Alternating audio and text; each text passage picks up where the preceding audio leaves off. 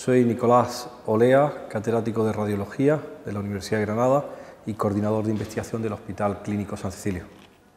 Trabajo actualmente en investigación en exposición ambiental y riesgo de enfermedades como cáncer. La radiación electromagnética es una radiación muy común que está en el ambiente desde siempre, está con el desarrollo de la vida en la Tierra y tiene una parte de radiación electromagnética muy bien identificada, que es lo que conocemos como radiación electromagnética ionizante, a los cuales corresponden los rayos X, la radioactividad natural y la radiación cósmica. Esa radiación electromagnética ionizante está muy bien estudiada, muy bien caracterizada, nos sirve para identificar causas de cáncer y nos sirve también para tratar el cáncer o para hacer pruebas radiológicas en los hospitales. Pero eso es una parte importante, pero solamente una parte de lo que llamamos radiación electromagnética. Para energías menores hay todo un espectro de radiación electromagnética no ionizante.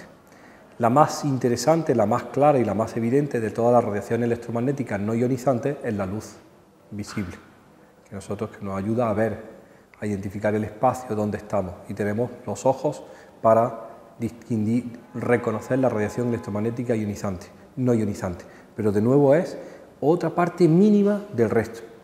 El resto de la radiación electromagnética no ionizante, además de la luz visible, es la radiación ultravioleta, que conocemos porque hemos visto sistemas de esterilización basados en radiación ultravioleta, los rayos infrarrojos, la radiación del microondas, la radiación del radar, la radiación de la onda corta, la onda media en la telefonía y en la radio, en lo que conocemos como ondas hertzianas. Todo eso son radiación electromagnética no ionizante, de la cual tenemos menos información y sobre todo mucho menos conocimiento en su asociación con enfermedad. La radiación electromagnética no ionizante es menos conocida porque en su momento no se asoció con enfermedad como se asoció tan claramente radiación electromagnética ionizante, como por ejemplo los rayos X y la radioactividad y el cáncer.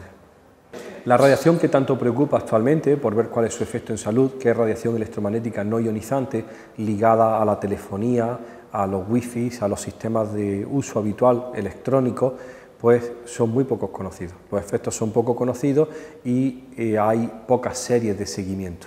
Una de las claves para saber si una cosa es buena o mala para la salud es establecer cohortes, llamamos nosotros, de gente sana, expuesta a ese tipo de radiación y ver cómo enferman. Y a la vez, si es posible, medir cuál es el grado de exposición. Probablemente ahí está el problema. Como los sistemas de medida de esa radiación, la monitorización ambiental de esa radiación no es sencilla y además no se ha tenido en cuenta, no se ha establecido como una regla de juego, pues tenemos muy poca información de cuál es la exposición real individual y el riesgo de enfermar a lo largo de tu vida. Hay estudios muy serios y muy interesantes sobre radiación electromagnética no ionizante y leucemia en niños, realizados en los últimos 15-20 años pues por grupos en Canadá, en Suecia, en algunos países europeos, que han intentado ver si grupos de población expuestos a campos eléctricos y magnéticos y a radiación ionizante electromagnética tenían más riesgo de desarrollar determinados tipos de enfermedades. Y ahí los resultados son muy discutidos. A unos se asocian positivamente, otro grupo no encuentran la verdadera asociación y se critica siempre que uno de los grandes fallos es la mala medida de la exposición. Cómo se ha cuantificado cuál era la exposición real de un niño, de su madre embarazada, durante los años previos a desarrollar la enfermedad. Porque se ha hecho pues viendo la proximidad a campos eléctricos, a tendidos eléctricos, a transformadores, algo en algunas ocasiones de cómo están los circuitos eléctricos que puedan producir campos eléctricos y magnéticos dentro del domicilio, pero siempre con un instrumento de medida malo. Y cuando nuestro grupo de trabajo, que ha intentado en la Red de Infancia y Medio Ambiente incorporar esos instrumentos de medida, no hemos encontrado en el catálogo general un instrumento óptimo para esas medidas. De hecho, hemos adquirido uno muy recientemente no está programado para lo que nosotros queremos. Los físicos encargados de la puesta en punto están haciendo modificaciones en los programas para adaptarlos a la medida de la radiación electromagnética no ionizante en el hogar, dentro de las habitaciones donde habitualmente está el niño más de 8, 10 o 12 horas, y esos instrumentos no son tan accesibles como nosotros quisiéramos. Lo que no dan es la medida permanente durante un periodo suficiente. Nosotros queremos medir al menos 24 o 48 horas, y para lo que insisten enormemente los físicos, diferentes rangos de energía, porque la radiación electromagnética no ionizante es muy variada, tiene muy diferente longitud de onda, y ellos dicen que el estudio no se podría hacer si no se miden espectros muy distintos. Yo no veo enfermos de estas características y vamos a ver, recibo personas que han oído que nosotros estamos interesados en salud y medio ambiente, que vienen a informarse de qué es lo que estamos haciendo, y se les permite o se les atiende para que expresen la gran angustia que llevan dentro de encontrarse solos, desasistidos y enfermos. Pero rara vez le damos recomendaciones que sean útiles. Lo que hacemos, yo lo que hago personalmente es derivarlos a los médicos internistas de enfermedades sistémicas, que los atienden durante unos cuantos meses, y o bien el enfermo o bien el médico acaban cansándose el uno del otro y dejan de asistirlos, porque no tienen pruebas fehacientes de el test o el protocolo óptimo para hacer la evaluación de la enfermedad del paciente. Ahora, eso sí, cuando el paciente, lo comentábamos antes, queda perfectamente clasificado en una de las enfermedades conocidas, cáncer, entonces sí, el sistema sanitario es impresionante, pone en marcha todos sus recursos para el diagnóstico, el tratamiento y la asistencia, pero tiene que tener el diagnóstico de certeza para hacerse cargo de esos pacientes. Consideramos que la anamnesis es importantísimo. La anamnesis es como llamamos las preguntas que se hacen al paciente de cómo ha llegado a esa situación. Entendemos que un buen cuestionario de la historia clínica previa a la enfermedad es muy importante para darnos pistas de por qué están ocurriendo las cosas. Y eso muchas veces no está arreglado, y la medicina está mucho más orientada hacia el diagnóstico y hacia el tratamiento. Nosotros tenemos una hipótesis ambiental en todo tipo de enfermedad. Hemos apostado más por la carga ambiental, por lo que se llaman exposiciones, que por causas internas o causas genéticas. Vamos a ver.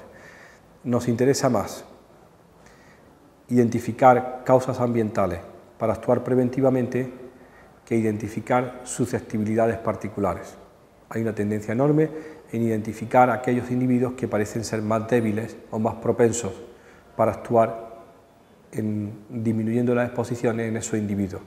A nosotros aprendimos de lo que se escribió en el siglo XIX con la salud laboral, que es más importante medios ambientes en trabajo y en fábricas limpios que seleccionar trabajadores muy sanos.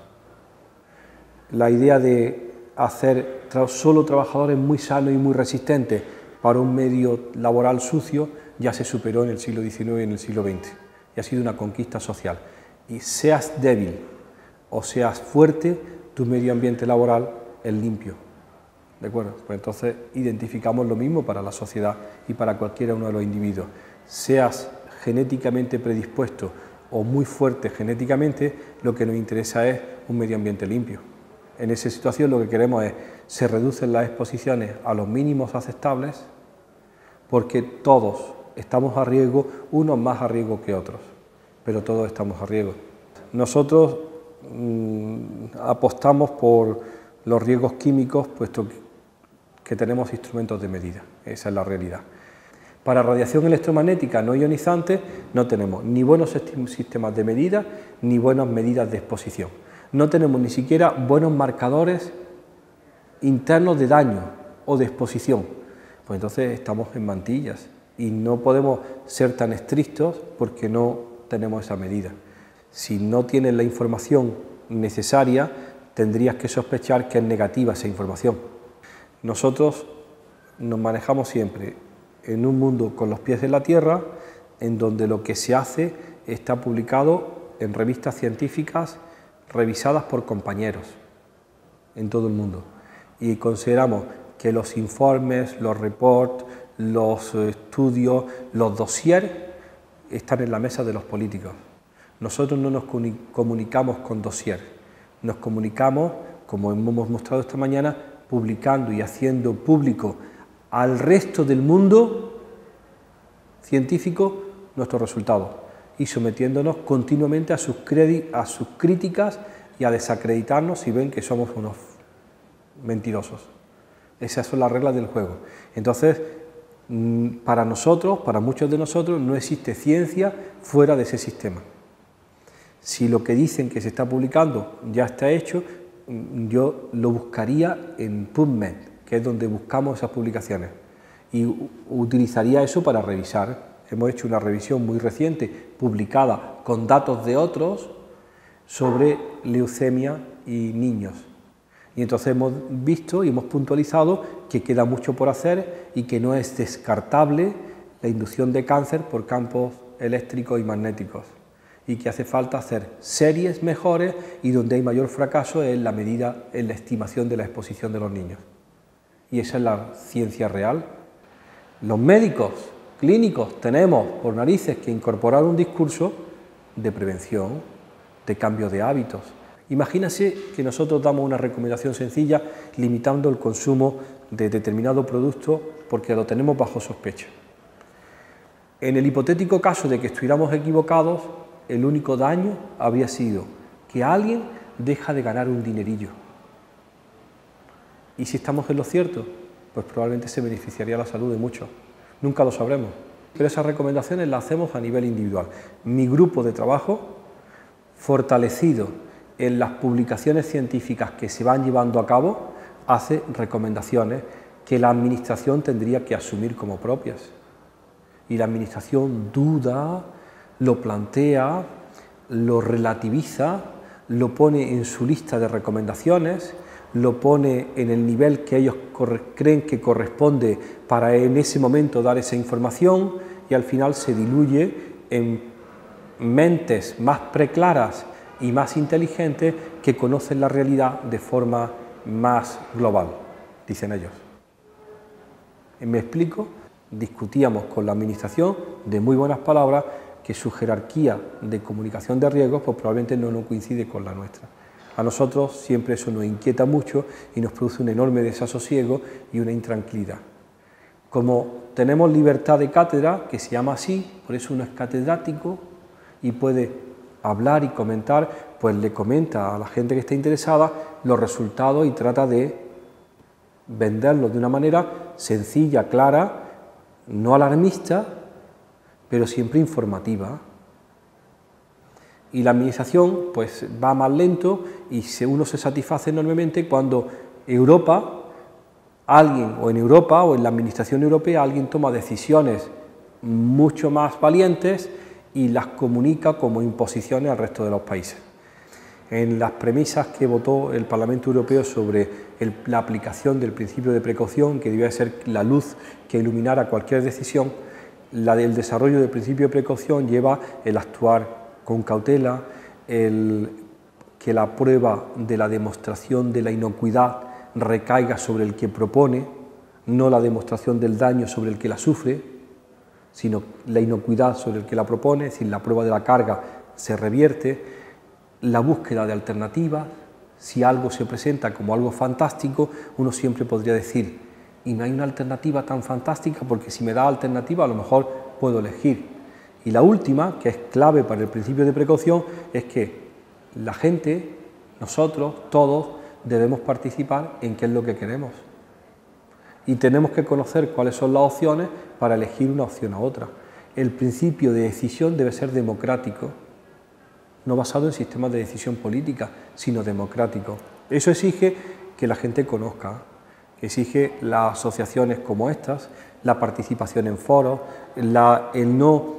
Como ha pasado con nosotros, hemos hablado con periodistas donde le hemos dado nombres propios de compuestos químicos y han dicho, no, eso no se puede mencionar porque la gente no entiende.